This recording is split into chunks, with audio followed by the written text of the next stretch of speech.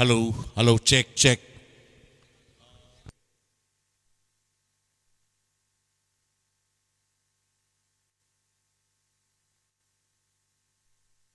Hello, check, check. Hello, hello, hello. Hello, check, check, check.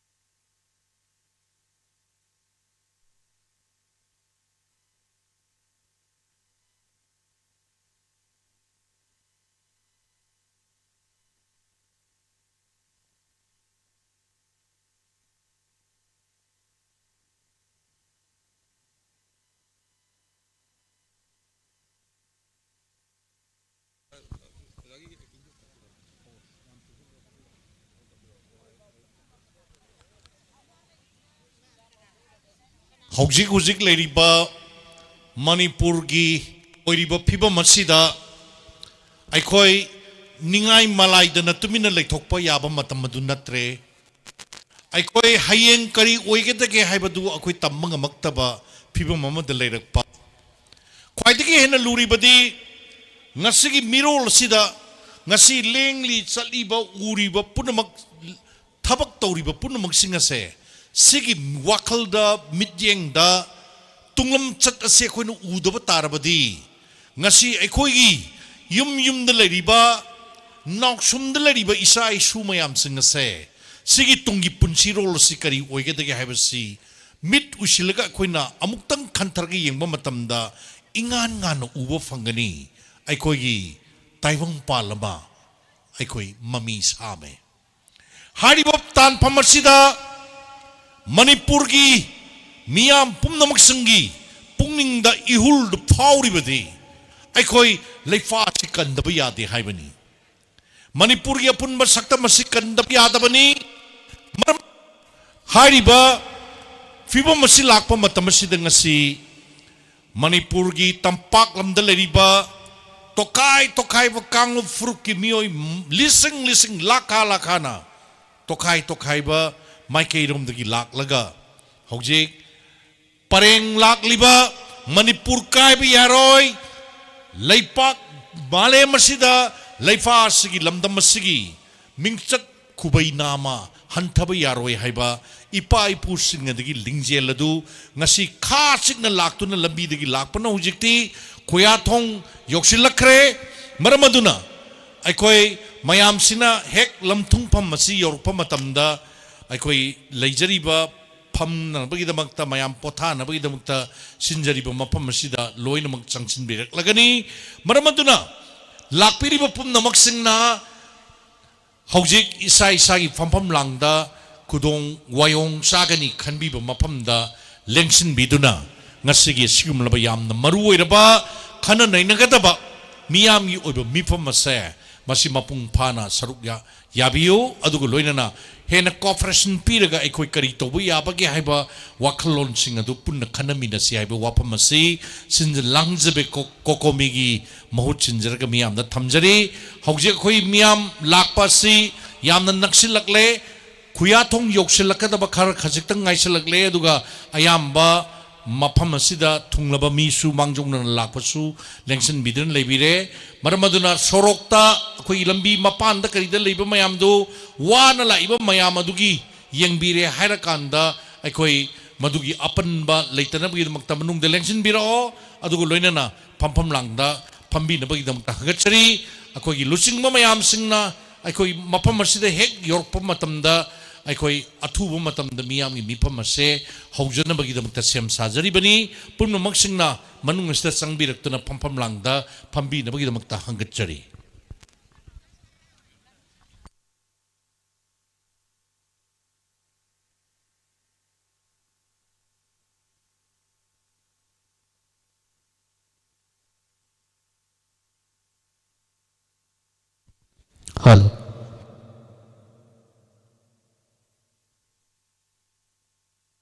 Halo. Hello.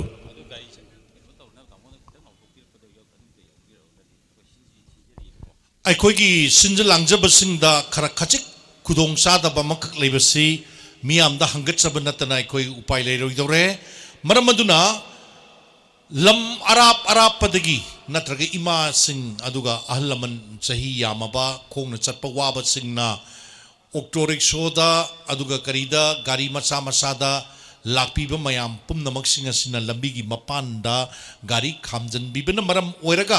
akoi traffic ta chathok chasinda onthongna angpa haiba ngamdaba tamba ngamdaba awaba mayoknare pumnamak singa si khoina sindok sinjin su yaba oidre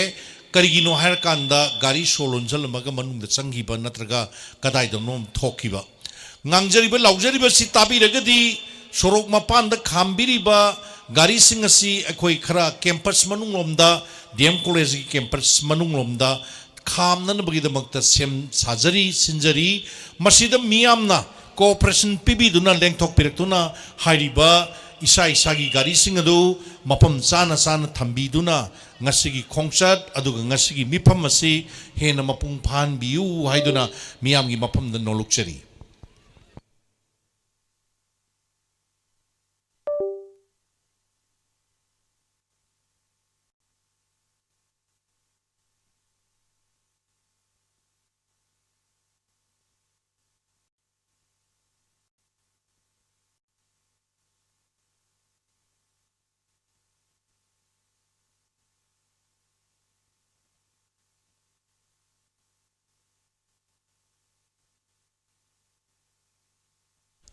Hello. Mapanda kugi ambulance service to wiriba Red Cross ki volunteer ama anidang mapam sida announcing buddha sida changbiro.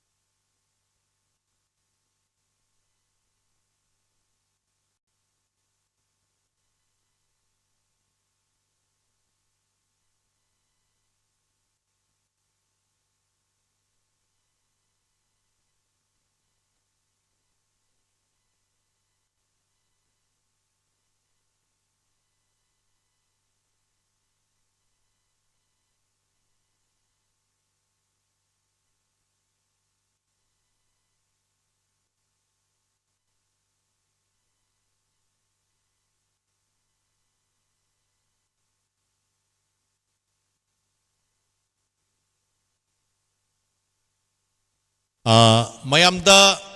yamna latest akoi information mantaka amuktang thamjage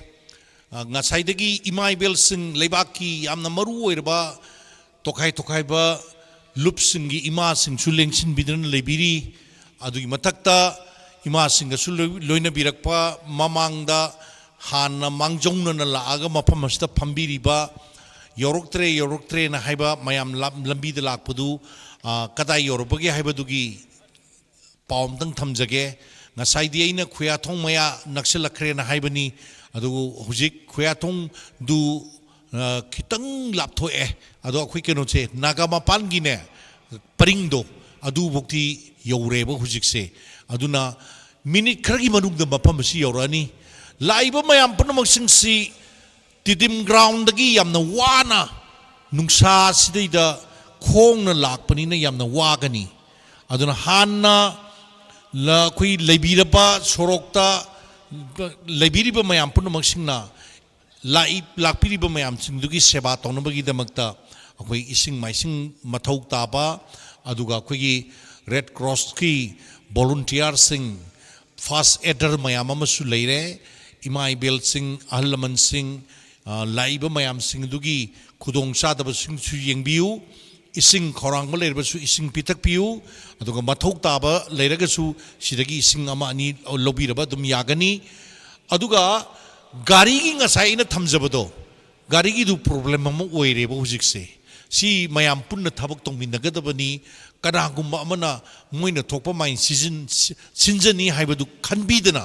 aikoi khudimaki collective effort aduda manam oirakanda ngasi si mai pahan gadoribani adan gari idu mapam sana thambina ba aduga sinja langjaba aikogi thongmi singna haibi ba matamda panglap lapa nate sigi hek nakanda leriba akoi ground sida gari si thamdongni aduna masi masu khara amtang yengbiraga madu amta sinbada mayam punamangna cooperation pibi oidana madugi du wapam dumaka ningsingjage hojik rally gi makok asi nagama pan pring asidaida lepa leitana changsilakpana hojikti akoi mapam asi yowada yamna athuba matamda yoroklagani aduna ngasai khongna lakpanina tapna su lakpa wasu wasalakpa aduna khitang tapthabani mayam punamak mapam asi yorani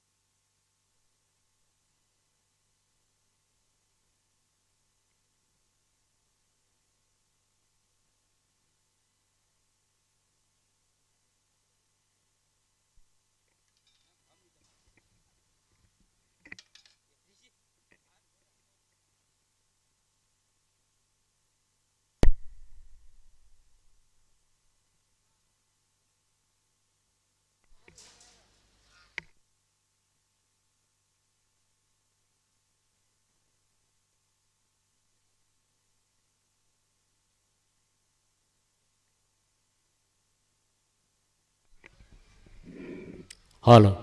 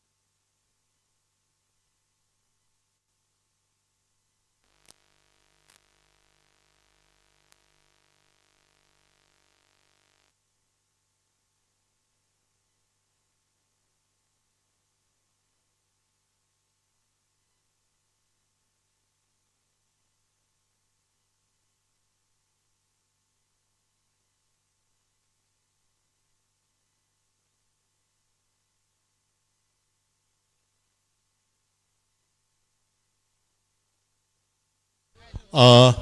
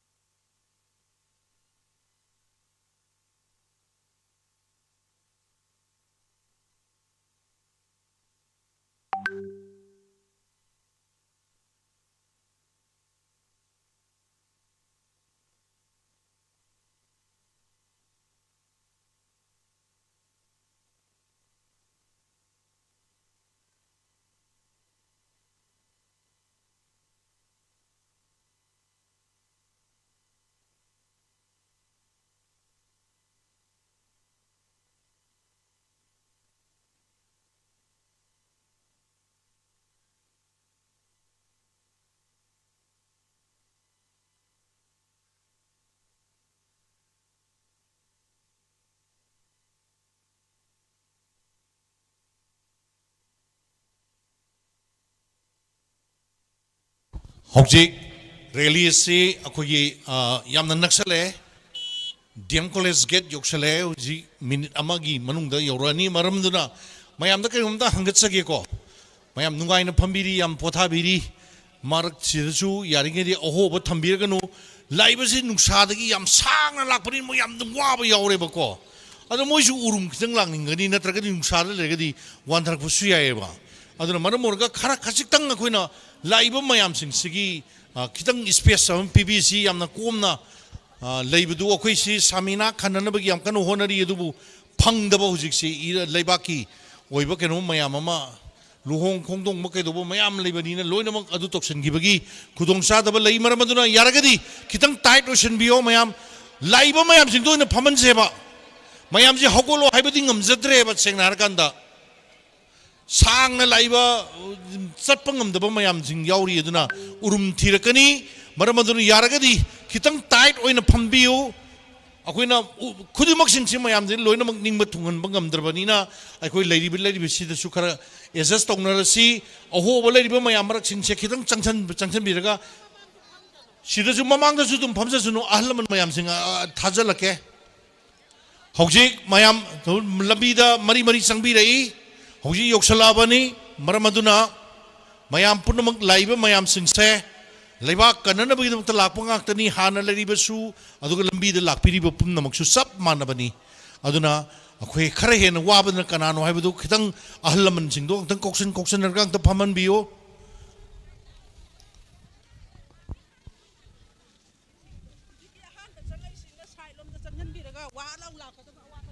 aduni hai je adu loina holo ju yaro ye bai ya aduni sili je sai takham khai ahalaman laiba mayam singse sengna mangkhoi ju yeng bisi ko si aida haijer ji mamang ani khakta na te maning da ju leibiri ba mayam dana yaragadi laiba mayam singsi awab ji khari yeng bise ba ada koksal phambi si even mayam nungsa marak phamning drise lambi wana laiba mayam singdo adu di kamai tok duino adu jo koi khan se ba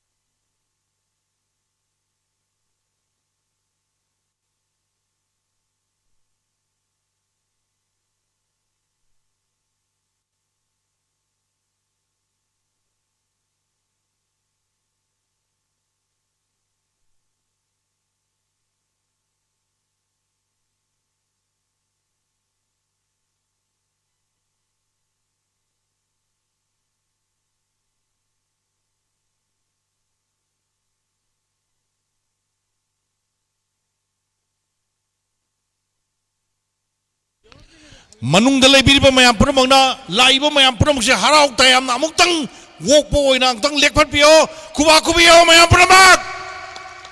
Manipuri mana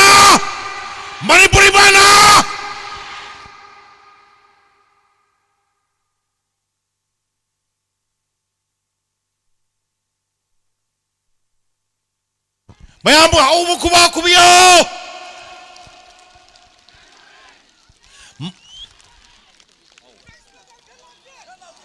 Manipuri mana Manipur gi ngam kai Manipuri mana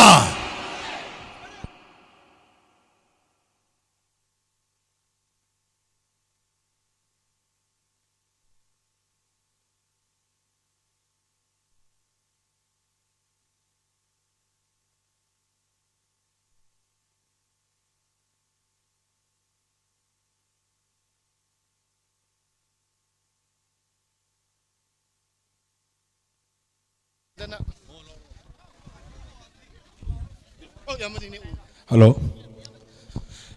Hojik hojik aikoi titim ground ni sangsa lakpa khongsa lakpa du hojik han ba maton si khoi gi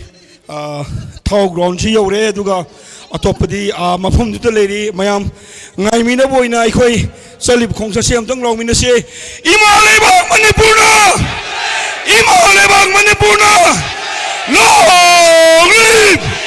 long live Kamai Imana India government ke boxing war India government ke boxing war IDP sing mayumda IDP sing mayumda IDP sing mayumda India government ke boxing war India government ke boxing war long live Ima Manipurna Ima Manipurna Manipur kaiba Manipur ki sakam kaiba Manipur ki sakam kaiba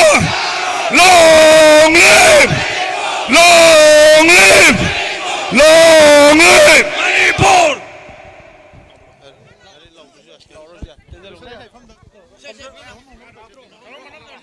Objek lakpiri bising aikoi gi isa isa gi phomom na ngak lengsin biraga aikoi gi adagi la ibo mayam singdo ngai ba oina aikoi wangang loi kharano wafam khara thamgadu budu tabi ne ba ningsing jari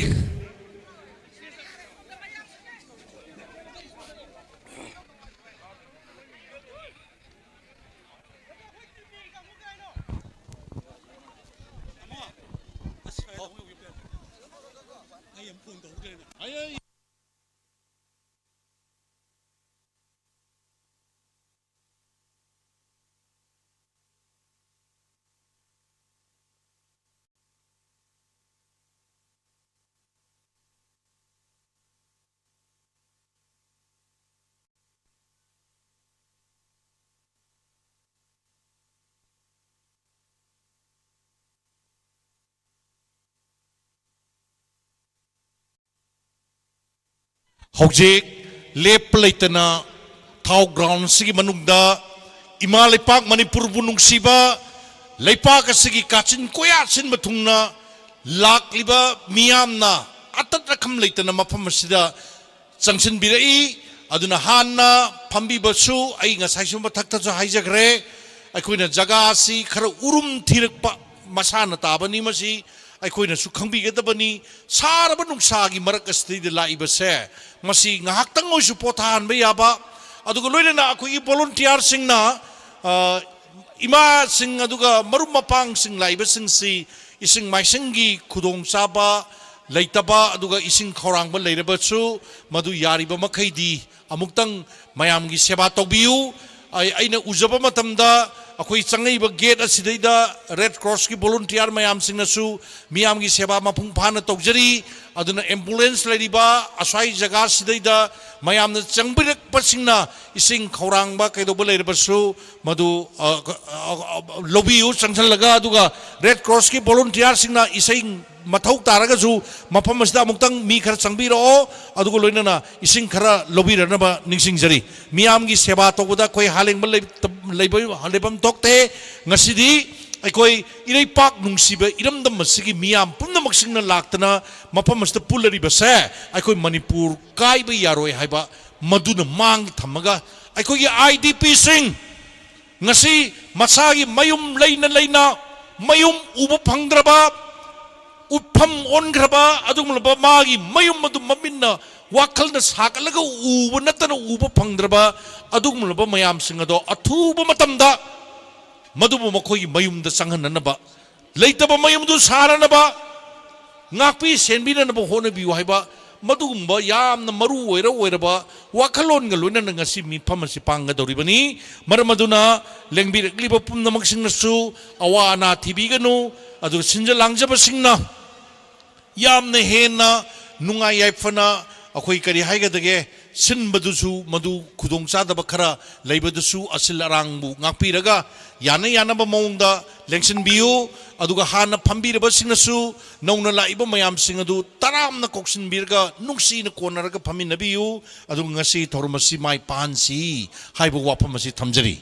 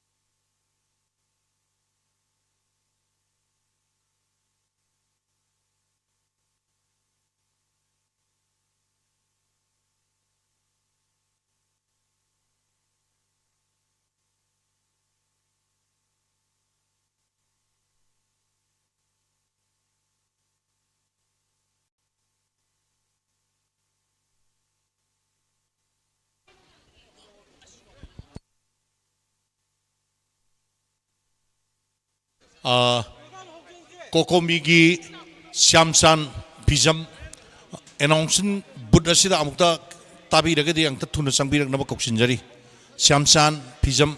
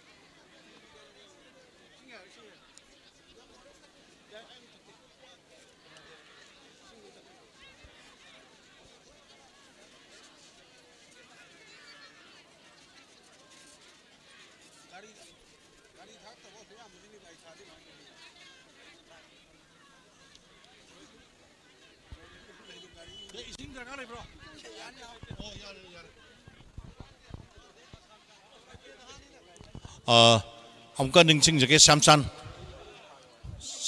फिजम अंतंग चंगबिरो सिदा एनाउंसिंग बुत यामना अथुबा मतमदा अखोगी थौरमसे हौननबो होनजरगे मरमदुना लेंसिन बिरगलिबे सिंगसु ngahak ngakhtang potha biraga wafam amataga thamja hogeko अखोई थौरमसी यामना अतेनबा थौरम ओइगदुइनी याम सांगबो ओइरोय मयामगी अवाबसी मुन्ना खंगजरगा सिंजा लांगजबा सिंगी माइकेदगिसु यारिबा मकै यांगना अखोई थौरमसी पांगना पांथोंननबो होनजगनी अदुगा वा ngangbigedaba singdasu अखोई matam pijagani यारिबा मकै point अदुदंग minute मंगा मंगा की मनुंग ngangbiyु ओइदना अखोई थमजरखदोरिबनी मरमदुना मयाम पुनमंगना यारिबा मखैदी थौरम लोइद्रिगिदा मी साथोकपदो अदु तोबिगनु नंगिदो आद कोई कायदि हौरे ने गनु Phalada तामोसे काफ्रमना हौजि कापैदो CC ताइसगि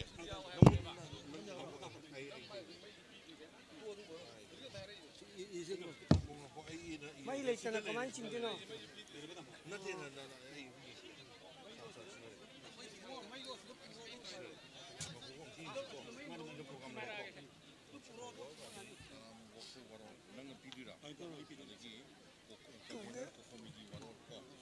nati suja kumana na kanu pidini nungi warot kinot aduga dajda kokakadabadi sigi tokkar jingsina direnga kokakadaba adi mi to nipan ako second hello ido ai kurumjari pero ne ai hujik sibori sabi yadre ai hujik meyam gi rally to meeting ma ai na conduct to gi ko hogode ki to re ai pore to jarage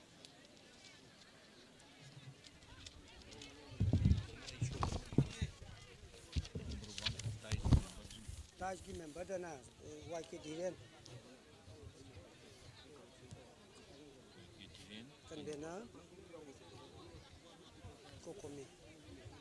अदगी ngasi की टोकर दा हारो टोकर जो दाइज को होतुने professor Enjoy Kumar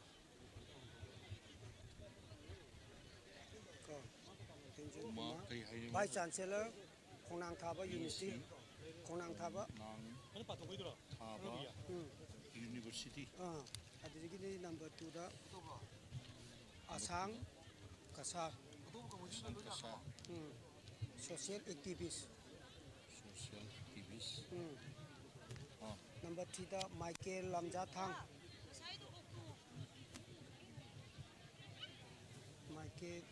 थांग secretary को थादो एमपी मणिपुर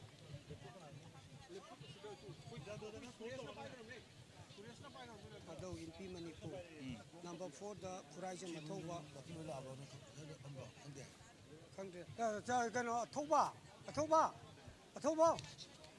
मयाम माइकल होय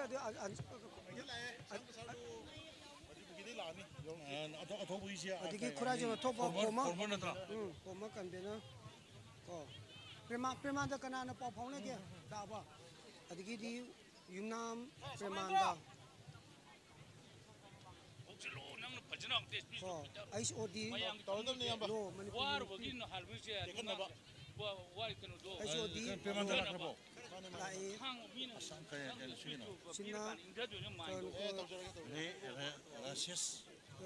race Ahmed Tampak El Lanboy Kabui Res Ahmad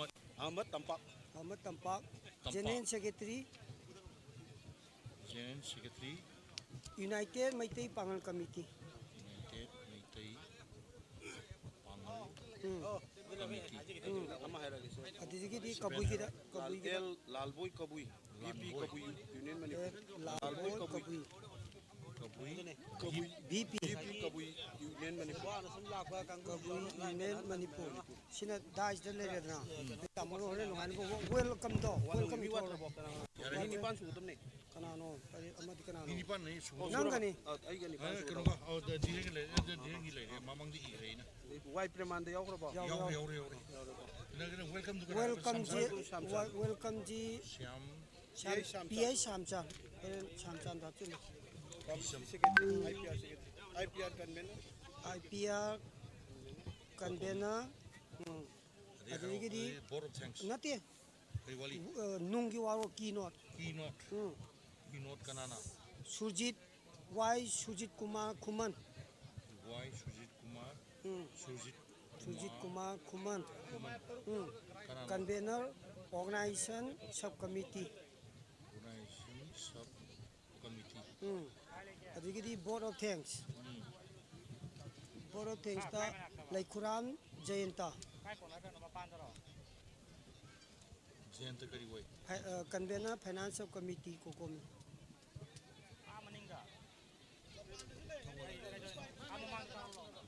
Adigi sidida kano akwit लेंयान पीबगी में यावरी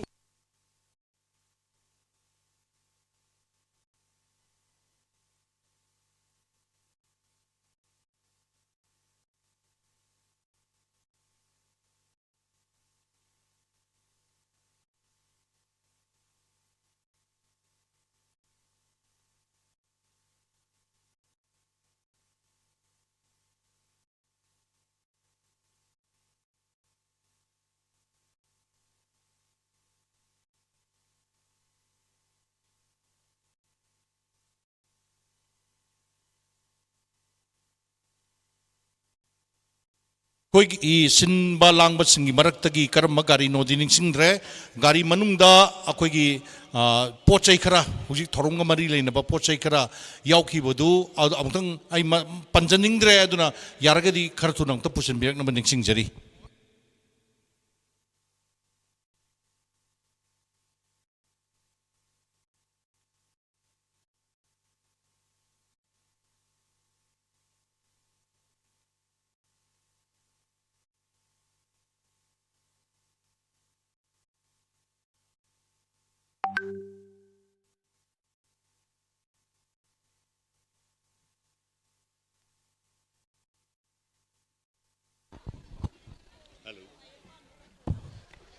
Hello, check.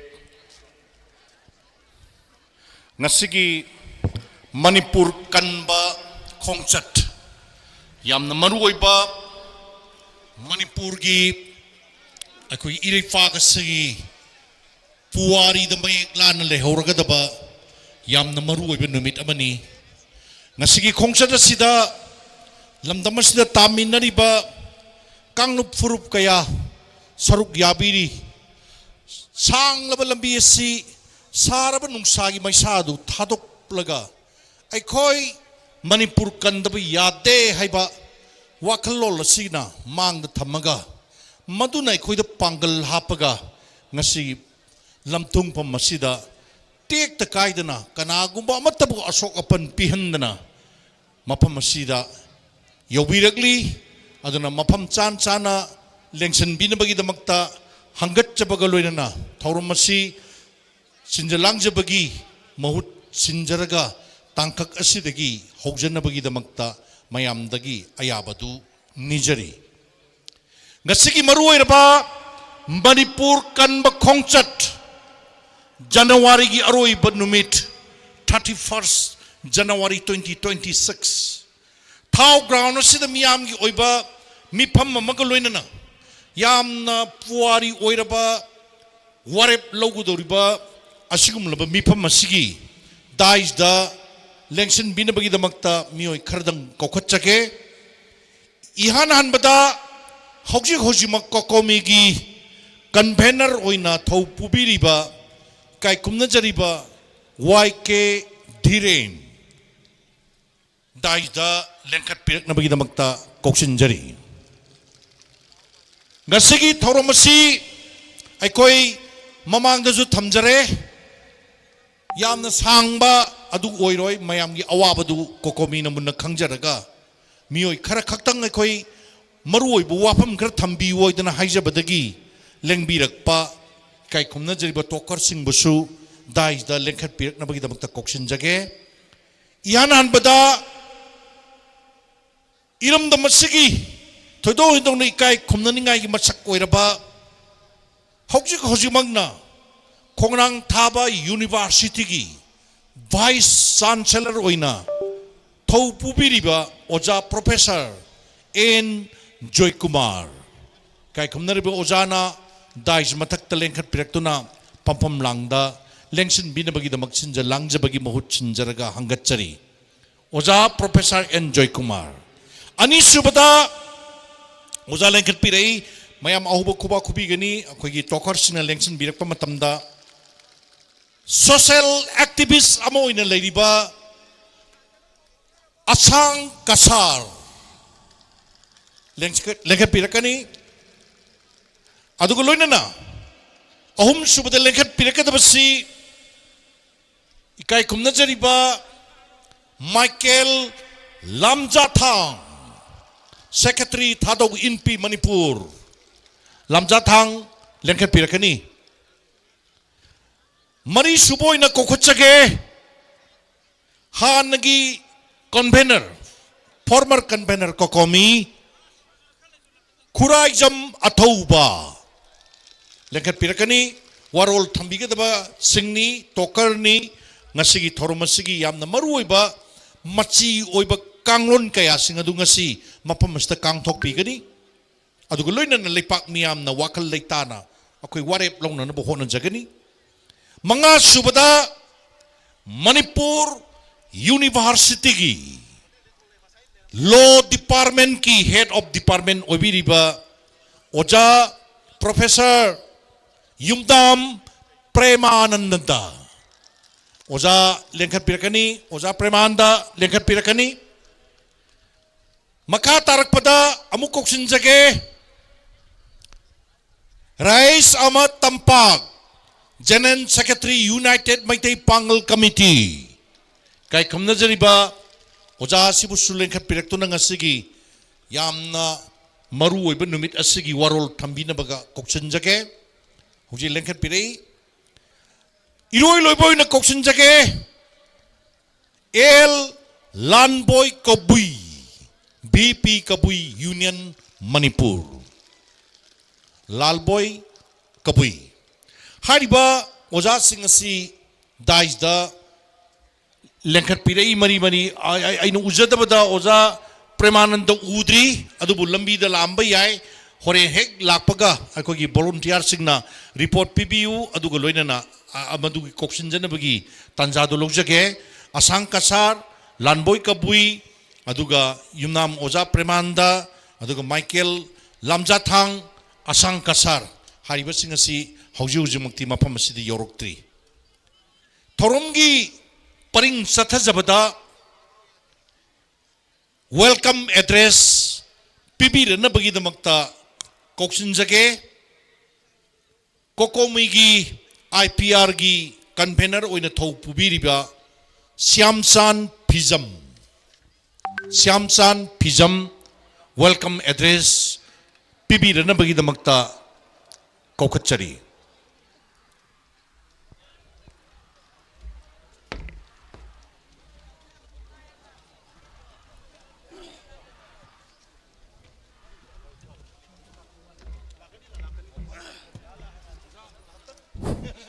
Hello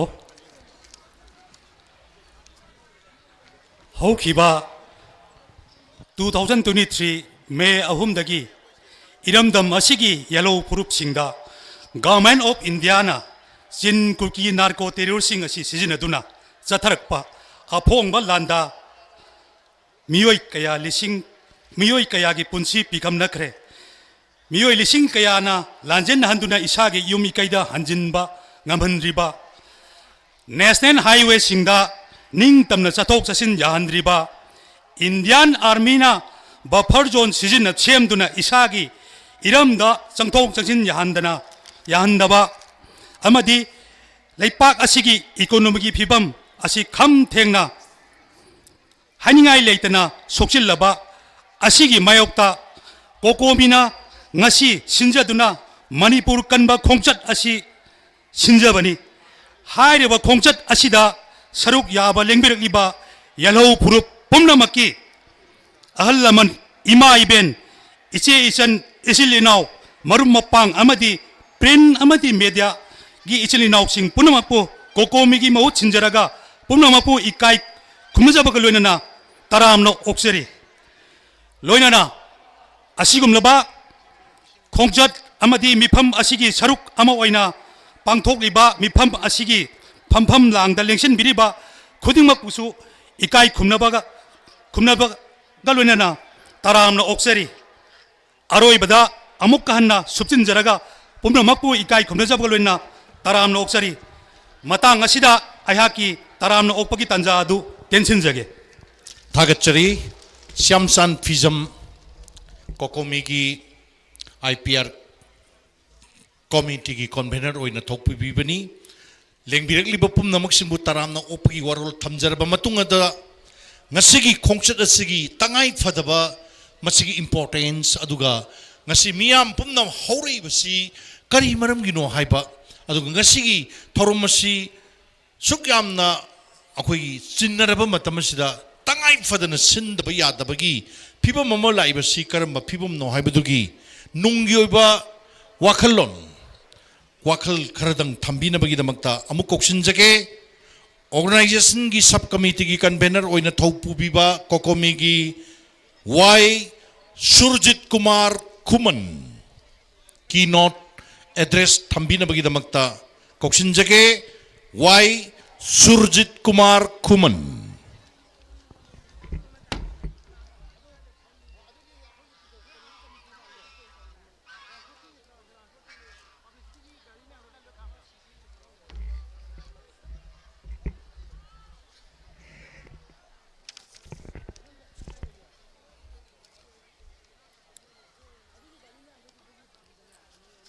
ngasi yai faraba numit asida kokomina senba manipur kanba khongset asigi losilapagi miyam nga tana tiknabagi thorom asigi mayai tangbanda lingsen biribira president member sing lonena iramdam manipur kanbada asoba thodang lawiriba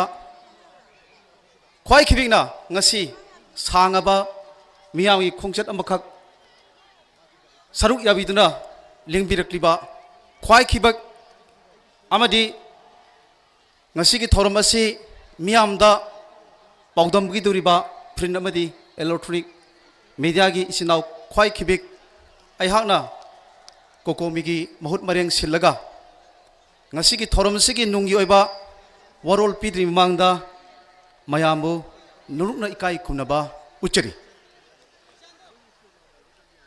ngasi 2016 January gi tang kuntrama thoi gi Manipur gi miam gi khongsat Manipur kanba khongsat asi Manipur da thok liba khangau dana kang khongsa hendana thamlakhiba Manipur crisis ki phibam asigi mayok tani khongsat asi khusem gi irang ama me gi tang ahum 2023 dagi hogduna thohlakhiba Manipur miambu khangu thata ngaudana thamliba si lushindana asum thamliba asigi mayok tani Tha kuntrani thoi suruk leba irang asi India government amadi Manipur government na paliba president rule asigi matamda thokan bagi phibam da mami chaung tarakli lonena asigumba phibam asina irang asibu lusingani haiba thajaba manglakpagi pangkhai yorokna irang asi lusilakani haibagi thajaba leiraktre ngasi Manipur da orekdiba khut thonabagi thadok sing laingak royal sing mathau tawba ngamlaktabagi film India laingak ki agent sing gi naton sumanga thokpa thodok ngaktani irang asigi maru oiba horokhumdi India laingak ki 2008 ki suspension of operation 2 agreement asi tawnakhibe ki puri asinani haibasi miyamna khangraba hama oire hairiba agreement asina sin kukina ko terrorist singbo Manipur gi sing singda sangsamam piduna amadi bamagi pusilakpa mafam singda bamagi pusilaktuna mafam singda lahenduna makhoiba ngalok piduna lahenduna pupi thaba yauna mapani mitop pusilakpa amadi drug lalondana khulai paiba lalhoba natraga narco terrorist singbo ngalok oiduna India gamena thamjilakhiba masidagi urekhmi haibasi kakningai yaudra wofam ama oire Singda paktakna yingsinwid yaudna sandokli ba pupi thabagi thabak asi mafam kayada Assam Rifle Central Forces sing asigi kem sing mamangda lairabasu karisu tawdaba asina miyamna Central Agency singi mathakta thajaba mangbagi achoba mafam ama oirakle asigumba phibam asina ngasi oirakliba phibam asida makhoi sing asi mathau tawbata achan mirai naiba amadi masina urektiba phibam asida makhoi sing asi mathau tawbuda achan mirai asina yingsin bidana leithokpadagi mami sauna tarakpani haibasi mayek senglakli hojiki irang asi state sponsor or supported terrorism gi masak ama orekle amadi maduta state na yahanduna thambagi pangkhak orekle Haukiba 2025 December ki tang taruk Turubung mamang lekai da lanjeno roba IDP sina khul hanjindar pada mikupta akan bamong da bom amadi nongwa yauna landar khiba adu dasu karigumba amatagi thabak paikhattaba amadi nako terrorist sing adu ngasi phawada phabu punba amadi makai adomda terrorist sing adugi mathakta karisu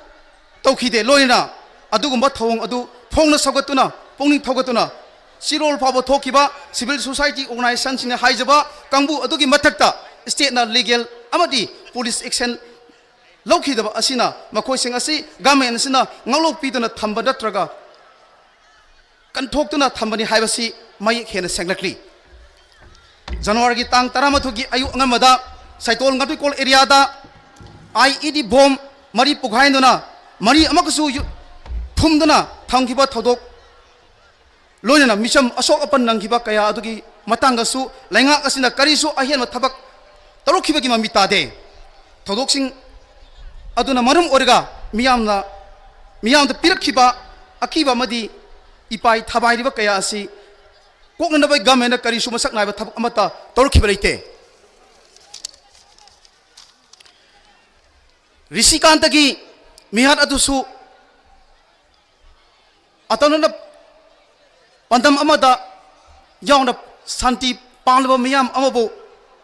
कायहौनबगी दमकता अमदी तपना हंजिनब होनरिबा मियाम असगी मायोक्ता फोंगना कायहौदना इरांग साउथोकनदबा सिलपा थोंग असि government असिना करिमता तौदना लेथोकिबा अमदी लेंगाक ओरगा मिहातपा फागनी पुनगनी मदी मतिक साबा चराक फंगनगनी हाइबगी महुत्ता लेखिदबगी मफमदा ओइना अवाब फोंगदोपगा लोइना compensation ओइना ओनछिनदना मिहातपा कंथोकपा मानबा थोंग चथ्रिबा असिना इरांग असि मरा लेबा मिपुं खुइनिबक्ता लेंगा असिना थादोक्तना थंबगा पंखक ओइरक्ले सु रिगिमेंटगी मरुमदा मिराई बागता पोकपा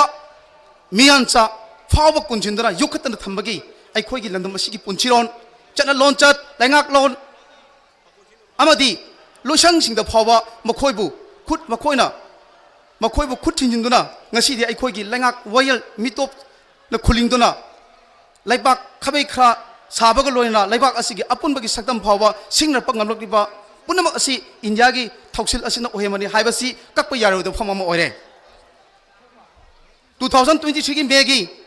तांग अहुमदगी हौदना ngasi फावदा लेंगाक सिना ट्रांसपेरेंट ओइबा अकाउंटेबिलिटी लेना थबक तौबा अमदी अककनबा मतंगी मनुंगदा लुसिनगनी हाइबगी सबसाबा थाजबा याबा थबक अमता तौदना लेरखिब असिना मियामगी वखलदा इंडिया की थौंग असिना थोकलिबा इरांग असि लुसिनदन नतना इरांग असि मखा अदुमक सांगदना तम तम अदुमक लेबा असिदा लुसिनबा याबगी थौसिल अमदी हाइबसी नोंगो नोंबगी मयक सेगलकली मरा लेतबा मिसम लिसिंग हुम्फु इंटरनली डिस्प्लेस्ड पर्सन सिंगना मयुमदा सोइदना हंजिनगनी हाइबगी थाजबा फावबा मंगहनबा मखोई हिंबगी हक मपीदना सही अनि मखाय हेना हंजिनगनी थमलखिबा सुंगसोई सोइदना मसागी मयुमदा हंजिनबा फंगनी हाइबगी चपसाबा अकनबा मतम थादना थाजबा पीबा ngमलक्तबा कया असि लाइंगा असि थौइनमकी तौद्रिबरा हाइबसी अचोबो हंगम ओइरे इंडिया लेंगाना मणिपुर मियांगी हिंबगी खक मत्तुना अदुम थमलिबा असिना अखोइ तुमिन्ना लेबा यरक्ट्रे अखोगी खक नीबगी महुत्ता इशान इसागी खक मुंदना हिंगनबा होटनबगी लंबी थीबदा यरक्तबगी मतम यौरक्ले हाइना लवी मरम सिंगसिंगना मणिपुर कनपा खुंगसत इंडिया लेंगाकी मफमदा मणिपुर मियामदा अचेप फिरेप खांगनबा खोंसनी इंडिया गवर्नमेंट मणिपुर चथ्रक्लिबा पुक्सी वारसी खुदक्तगी लेपकदबनी लेपतब तारगदी मियामसु इंडिया की मयोक्ता कन थबक लखटपा होरगनी इंडिया लेंगाकना बर्मादगी पुसिलक्लिबा foreign mercenary and terrorist group सिंग असि लुसिंदब तारबदी लमदमसगी येलोंगमी सिंगा इंडिया का लेनिबा मरी असि सोइदना लाथोरपगी मरम ओरकनी इंडिया की नेशनल इंटरेस्ट मणिपुर की इंडिजिनस राइट नम थब यारोय मणिपुर मयामबो होटेस ओने थमलगा मिरै बाक्ता मंटिंग थोपगी थबक निजुरिना तब लेकदबनी वहम सिंग असि थौसादना इंडिया ना मखा ताना सुम चथलकलबदी मणिपुर मियामना अखोई कनगिरा नत्रगा अखोई थादोकिरा सेव अस और सेव लेफ्ट अस हाइबा खुलाव असि लाव होरगनी हाइबसी ngasi मियामगी खोंसत असिना ताकलबनी ngasi खोंसत असिना इंडिया ना हेना हाना चचरंबा पॉलिसी हंदोकनबा हाइबनी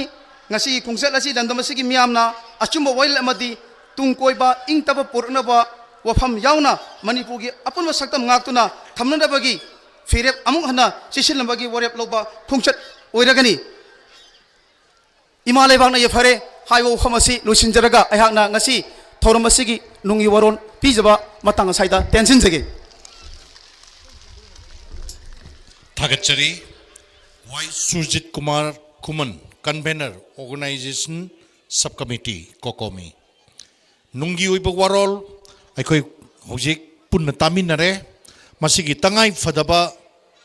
अदु लेबना मरम ओरगा leipak miyamgi ayaba kokomina lauraga ngasigi manipur kanbagi khongchat asi lakibani masigi thormasi panglibani haibasi ngasigi nunggi oiba warolda mayek sengna thambirami thagachari Sujit Kumar makha tarpa matamda mapung oina ngasigi ekhogi toker singi maike dege khoi warol khar khar dang tamina nabagi tanjadu lae ihan hanbo oina yamna nolok chabagaloina na hangachari Professor N. Joy Kumar Vice Chancellor Khongnang Thaba University Ojana ngasigi thorom masigi mari leinaba warol khara amadi leipak praja miam pumnamak sing asida khara khajiktang idea piba adugumba akogi tungda lakadaba asida akoi kari kari tobu yabagi habadu ojana thambi nabagi damakta koksinjari Professor N. Joy Kumar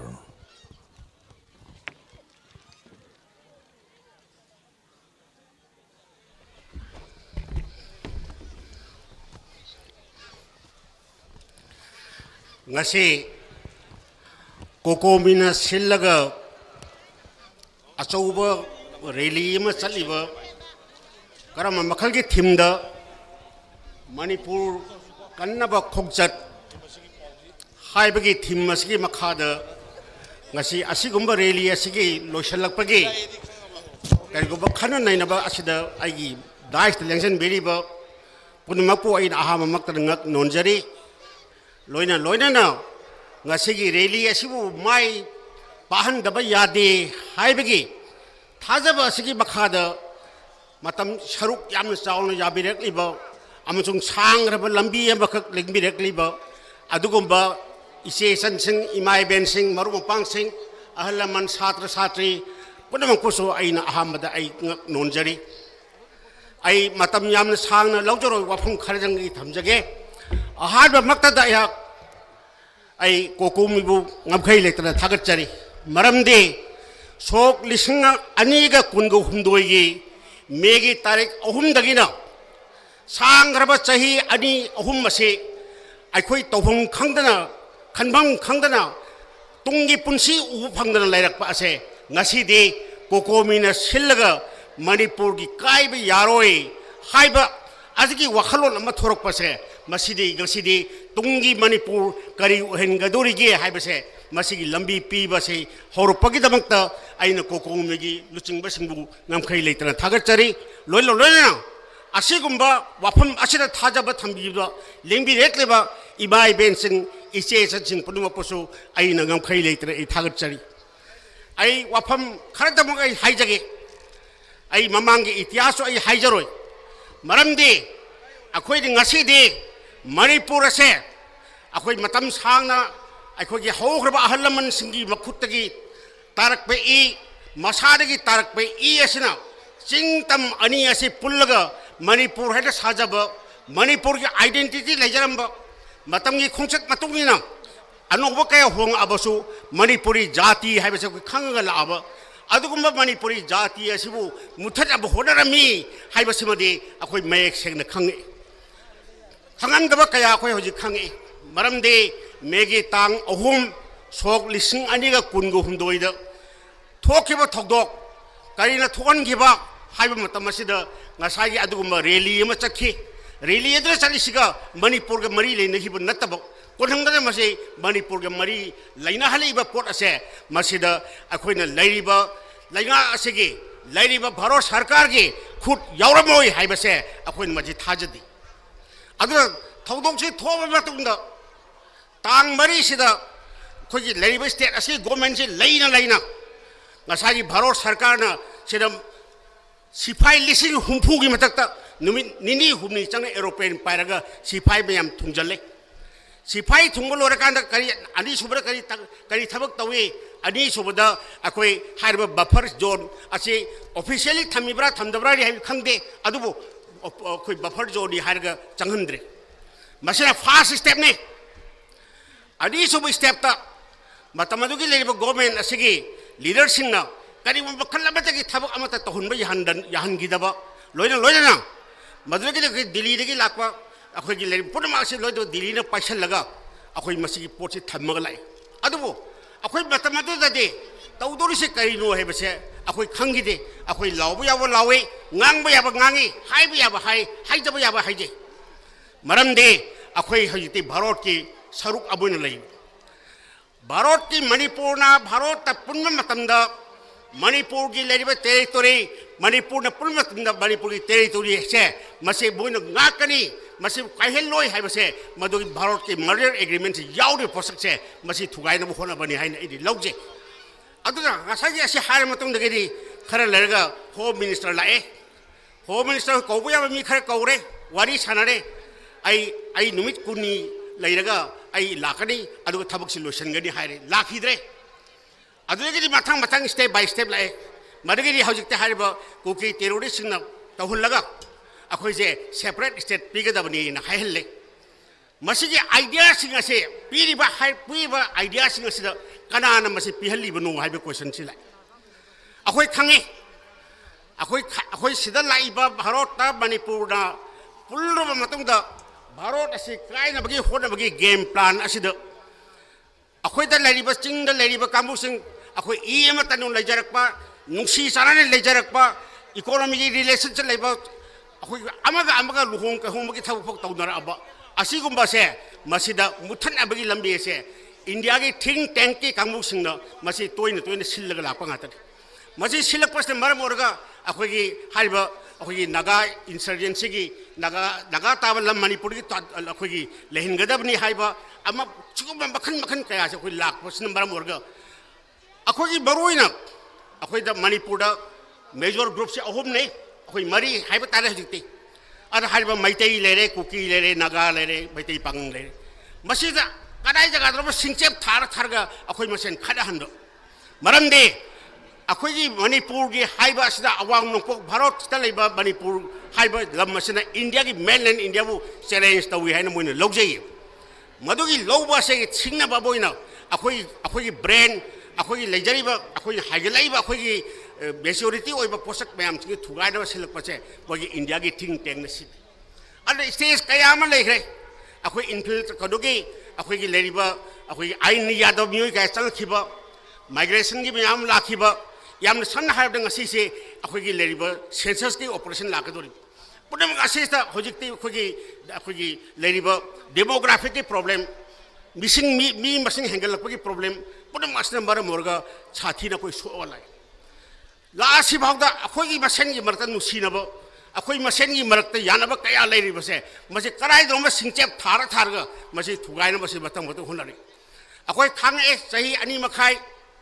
असे अखोई खांगे थांग पसदा अखोई कदोम न चकदगे हाबी coaching लाग नसीदी अखोई मफन दो अखोई वाफम अमख लाई मदुरी करिगना तो आईगी युम मई चाबदे आईगी युम से कनगदबनी हाबी इशू से लाई अदुना नसीदी अखोई द मणिपुर की इमाम से अखोई दी अहल लमन थंबिरम अखोई इरन्ने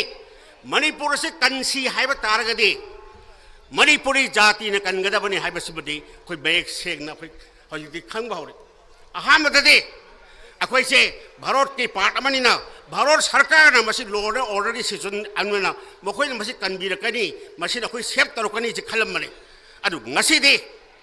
तौरेब स्टेप बाय स्टेप चगैब खोंथांग असना अखोई द मयक सेगना खंगलबदि ngasiदि गौरमिथाई मिसी दौना अखोई हाइरिबा मणिपुरी जाति ऐसे मुत्खिबा याबगी अदुबगी फिबम अमदा अखोई लाए हाइबसे मेक से मसीसो नेचुरल प्रोसेस दतब करबा प्रोसेस दो हाइबतम द ngसागी खुसिम की प्रोसेस अमदा अखोई जि मुथद बोने लाइबक थिबदे अखोई ngasi उजरिबा मणिपुर अखोई की बकी ज्योग्राफिकल एरिया पिक्चब मिसिंग यामजदब मसीगी खुदोंग चाबसिंग से लौरगा भारत लेरिबा मेनलैंड इंडिया दा लेरिबा कांगबो सिंग असना मणिपुरी जाति असे मुथद बहोन बनी हन खिलो अदुना ngasi de अखोई अनोब लालोंग अमा खोक दरकार ओरे अनोब खोंथांग अमा दरकार ओरे अनोब मियंग अमा दरकार ओरे अनोब वाखलो अमा खोई दरकार ओरे करी अदुना ngasi de the question of the अखोगी the idea of Manipur सिलाकदे idea of Manipur लागतंददे अखोगी identity Manipuri जाति है बजे कनानो मणिपुरी जाति से करम हौरे मणिपुरी जाति असे कमात हिंगल लौरे कमात हिंगत खीनी हाइबगी वखलोन असे मसिगी थोरैब वखलोन से गसिदी मियामना द आइडिया ऑफ मणिपुर हाइन खनरे बस अन मसिदैदा अखोय अमतो अनि अखोय अमतनी हाइबी वखलोन अमद अखोय से तंगसमिन दरकार ओय एयोति अदुदा अखोयगी मरकता बयामस हाइनब लई अखोदी अचुम मकले अखोयगी मरकता खेनब कया लेरम याय वखलोन खेनब कया लेरम याय मियें खेनब कया लेरम याय मसि पुनब असे Harib सिंगसदा अखोय civil society मरकता खंगदे political party से मरकता खंगदे स्टूडेंट्स बॉडी से मरकता खंगदे मियाम से मरकता खंगदे हारिब अखोय पुनब असे सिंगल प्लेटफॉर्म अम लेपग अखोय मणिपुरी जाति से मसि कन्ननबगी वसक अमख लौबगी तंगाई फदबस लाए हजती मरमदे होय मैतै अमा दिल्ली दे लरगा ई मैतै नि हाइबे याय अदु अखोय सोसाइटी अदु अखोय समाज अखोय खुदाई ngasi aira sana mayam sirga kar to ga tai pulo chalaga ai society ni murkha matam da ai aduni haibi yaroi adu ngasai sida gasi lechaliba iche chan sing imai ben sing baru mapang sing lole bakse ai gi oiba ai jati gi ai gi khunai gi ai gi laibak ke haibi su se je masi laitaba taragadi akhoi lone bakse pulla mangmin nabgi stage am lakku yor kadore ngasi si amna sathi ba makhalgi akhoi corona virus tagi hena sathi ba laina amne akhoi ngasi changai bas masi changai bas ki kannandab ki dangta akhoi anubo wa khalon makhak darkar ore akhoi ki mindset change tawda ba yadak te akhoi wa khalon maramni pot khudima ki afaba amasong phatta ba haiba se masi ai ki kokti hogudo ba ngatari ai ki kokti ji hawrakan da khutta thabak pa thorka de chinna thabak chinna wa on ngang ka doi ana ai kok ase ahabi akhoi change tawba tai अखोगी लाइबाक पीएबसु चावरबसु अखोगी मसक मयान मसक मयक सेदा खंग लाइरब अखोगी political identity अखोगी social identity अखोगी कल्चरल आइडेंटिटी से मसे मयक सेन उत्तब यादब की तंजा दो हिति यौ मसिदा अखोगी मरकत मियोय कयामा अखोई सैक्रिफाइस तौबा गंबताई मियोय कयामा अखोई लाइबाक लोकोई सिबु गंबताई मसिगी इशू जे थोक्तब यारो मरंदे आइगी लाइबाक असना आइगी खुदोंग साबदगी हेन मसी बरु ए जो खनबगी तंगाई फदे ngasi akhoi laibak yam thibane maramni akhoi maraktasu fifth columnist kayam yawi magi kana ba hona matamda magi kana ba phangna ba hona matamda maribak ase masi yonthok arsu kasu kaide de khanba miyo kayam jo ko yauri hariba miyo sing ase akhoi masi basak khangdok ba abaso makhoi sing ase ko khoi bab tahan ba amagi tangai phada ba se hoi ta akhoi la eng khali ana ngasi gi laiba maroi na satra sing maroi ni youth sing na tungna lakadeba generation ki damakta de akhoi ngasi akhoi kathok pa si darkar wani maramni ngasi hingi akhoi gi natte tungna lakadeba akhoi isa sug sigi damta ne ana manipuri jati asigi hingnana ba manipuri jati asibu kannana ki damta akhoi na achobo wasak amakha ngasi dige hauna akhoi manipuri jati ase kannana ki damta achoba kari ko makhal kharge achoba iho makha akhoi darkar oi इहो से सागत पगी मतम you're करम इहो सागदब no हाइबद leader सिंगी खन बगी ओफम उंद लक्चरसनु अदु इहो ओबनि सागत दरकार ओय बरम अखोइसो असिगो मकल की कांगबौरे अखोइजे इथन लेब गम काबुनी हाइब होजे मसी इहो मक सागत पगी तंगाई फदब सि लाए खले बरम ने अखोइ मसी की सांग यामन कोइदा अखोइ मसी नमसे लग थमुरबने अदु ngasi दे अखोइ ब हार्ड दबगी स्टेज अब यूरोप मतम सिदे अखोइना मधु कन्ननब की दमता सेल्फ डिफेंस की दमता अखोइ मधु की थबक से पाखप की तंगाई फदब लयन खले आई मतम यामन सांगना लौजरो मदि बक्ता कयाम सो लेजरी मयाम संजु यामन सांगना लेंगपगी वारब कयाम सो लेरंगनि खले अदुना आई मत लोसिनरकपदा आइन हाइजनिंग बसे ngasi दे अखोइ पुनमक अम तोब खोंदे अम लेपगा मणिपुरी जाति चिंगतम असिगी लेरिबा अखोइ इपाइ पदे थंबे लम्मसे मसी कन्ननब के दंगता अनौब मखल की वाखलोन अमग लोनना अचौब इहो मख मियाम गो अचौब इहो मख सागत पगी मतम ओइरे मसिदा मयाम पुरबसु कोइ याबियो हायरगा आई मतांग से लुजिन जगे खुरम